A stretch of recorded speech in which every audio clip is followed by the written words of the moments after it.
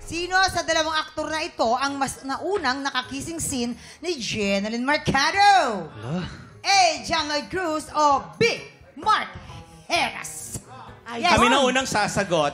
Siyempre, Eto, si Ate Chris yan. alam na alam ni Cristo. Totoo. Naiiyak pa nga si Chris Cristo, habang kinukwento alam ni na Chris. alam ni Chris, huwag ka maiyak ha, kasi Oo alam nga, na alam. naalala ko din eh. Etong I si know. Mark Heras, 4 na beses ko na to naging leading man. Ang dami namin naging shows together. So, Yes. syempre maraming mga kissing scene, maraming mga bed scenes, ganyan. Ngayon, nung eksena namin, kissing, siya ang naiyak. Bakit? Naalala niya yung sa kanila ni Jeneline. Totoo. Naging sila. Naging sila at kitang-kita ko yan sa Boracay mismo. Doon naganap yung unang-unang kiss nila. Ay, nako, puro kasinungalingan. Ay, nako.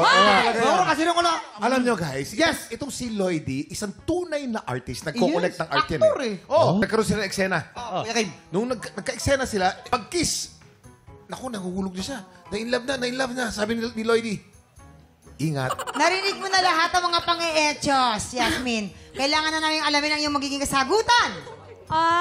John Lloyd!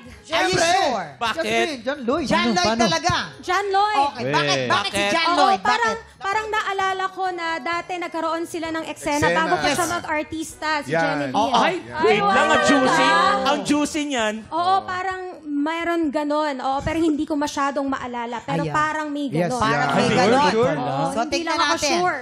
Ang sagot Oo. daw niya ay John Lloyd dahil may naalala siyang parang may ganon. Tignan natin kung ganon.